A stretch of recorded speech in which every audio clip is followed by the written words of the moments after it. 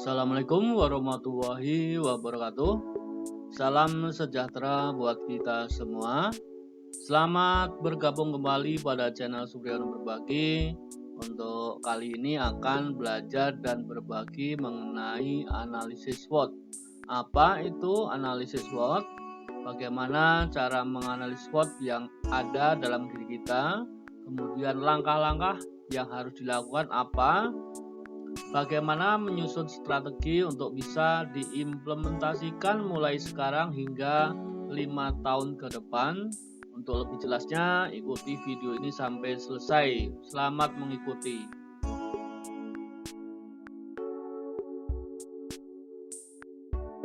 Rekan-rekan semuanya, kita mulai dari siapa yang mencetuskan analisis SWOT. SWOT merupakan sebuah akronim dari strength, weakness, opportunity, dan treatment. Analisis SWOT adalah sebuah analisa yang dicetuskan oleh Albert Humphrey. Kemudian menurut pengertian dari Wikipedia, analisis SWOT adalah merupakan metode perencanaan strategis yang digunakan untuk mengevaluasi kekuatan atau strength, kelemahan atau weakness, peluang atau opportunities, dan ancaman atau threat dalam suatu proyek bisnis atau perusahaan atau suatu spekulasi bisnis. Keempat faktor itulah yang membentuk akronim SWOT atau SWOT, Strength, Weakness, Opportunities, dan Threat. Analisis SWOT digunakan untuk menghadapi segala ancaman dan hambatan di masa yang akan datang, serta untuk mempersiapkan diri dari berbagai perubahan sosial yang ada agar sesuai dengan harapan dan cita-cita kita. Secara ilmiah, analisis SWOT juga diartikan sebagai metode atau cara untuk menggambarkan kondisi atau mengidentifikasi masalah berdasarkan faktor internal maupun faktor eksternal. Analisis SWOT juga dapat kita aplikasikan untuk menganalisis diri kita sendiri. Tentunya analisis ini akan berguna untuk kita dalam mewujudkan visi kita. Analisis SWOT menggambarkan apa yang terjadi bukan sebagai pemecah masalah. Pada contoh kali ini akan mencoba untuk menganalisis SWOT yang ada pada diri mahasiswa mulai dari sekarang hingga 5 tahun yang akan datang. Apa saja potensi yang bisa berpengaruh pada karir serta hambatan-hambatan yang ada ke depan agar mahasiswa tersebut bisa mempersiapkan diri lebih baik. Tujuan utama yaitu supaya dalam 3 hingga 4 tahun ke depan bisa lulus kuliah dengan nilai maksimal. Dengan nilai yang maksimal dan lulus tepat waktu diharapkan dapat dengan mudah mendapatkan pekerjaan sesuai dengan potensi dan tentunya sesuai dengan harapan serta cita-citanya. Analisis yang pertama adalah strength atau analisis kekuatan. Strength yaitu situasi atau kondisi yang merupakan kekuatan seseorang, organisasi, atau perusahaan maupun sebuah program saat ini yang berperan atau berpengaruh positif di masa yang akan datang. Strength bersifat internal. Nah, ini berikut ini adalah strength yang ada pada diri sampel mahasiswa. Yang pertama, memiliki attitude yang baik. Yang kedua, kemampuan bersosialisasi yang sangat baik. Yang ketiga, kreatif. Yang keempat, memegang teguh pendirian. Kemudian yang kelima, cepat dalam menganalisa suatu permasalahan. Yang keenam, memiliki relasi yang luas. Yang ketujuh, pendengar setia, curahan hati orang lain. Yang kedelapan, bisa menyimpan rahasia atau mungkin tidak comel. Kemudian yang kesembilan, memiliki semangat yang tinggi. Kemudian 10, good looking. Dan yang ke-11, jujur. Kemudian analisis SWOT yang kedua adalah weakness atau analisis kelemahan. Apa itu kelemahan? Apa itu weakness?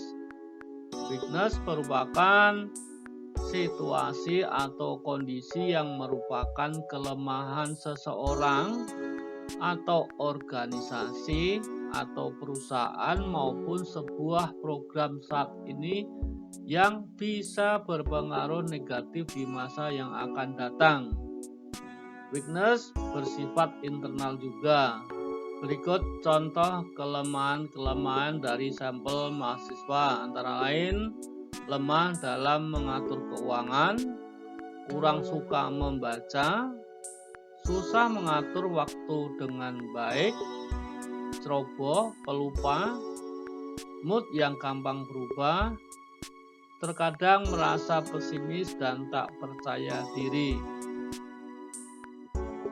Analisis SWOT yang ketiga yaitu opportunity atau peluang.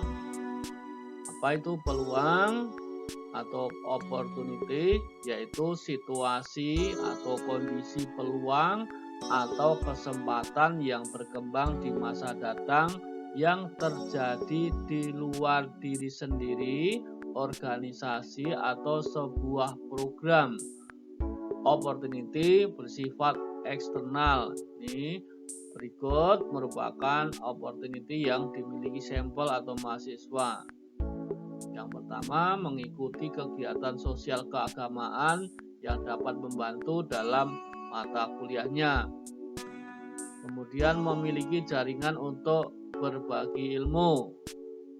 Kemudian kepercayaan diri tampil saat presentasi di depan kelas.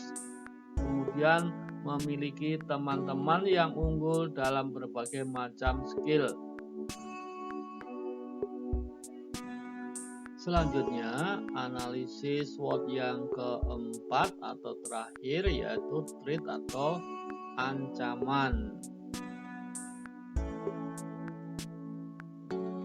Threat yaitu situasi atau kondisi yang merupakan ancaman atau hambatan yang dapat mengancam eksistensi seseorang, organisasi, atau sebuah program di masa datang.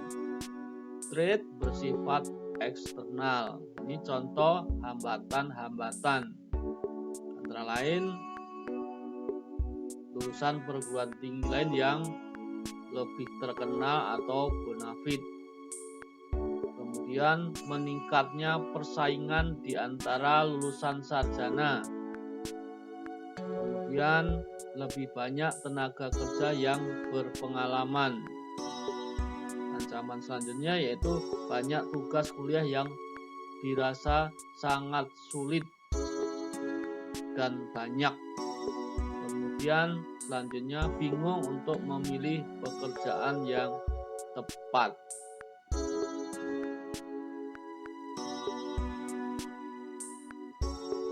Dengan analisis SWOT tersebut, kita bisa merumuskan strategi. Yang pertama, strategi SO.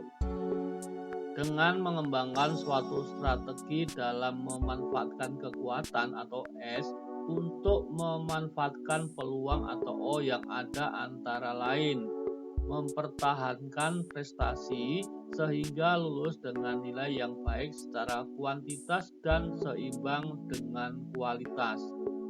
Memulai mencari pengalaman dengan sering berbagi. Menggunakan logika berpikir yang baik untuk kreatif dan dalam memecahkan masalah. Strategi yang kedua adalah strategi weakness opportunity. Strategi dalam memanfaatkan peluang atau opportunity untuk mengatasi kelemahan atau weakness yang ada, antara lain yaitu harus bisa lebih aktif dalam berkomunikasi dan berinteraksi, Kemudian lebih meningkatkan kemampuan manajemen waktu dan finansial. Kemudian lebih banyak membaca buku dan mencari informasi untuk menambah wawasan. Strategi yang ketiga adalah strength trade. Strategi dalam memasukkan kekuatan atau strength untuk menghindari ancaman atau threat antara lain memperbaiki prestasi yang dimiliki dan lebih meningkatkan potensi. Kemudian lebih banyak bersosialisasi untuk membangun koneksi. Kemudian memperdalam kompetensi dengan terus belajar.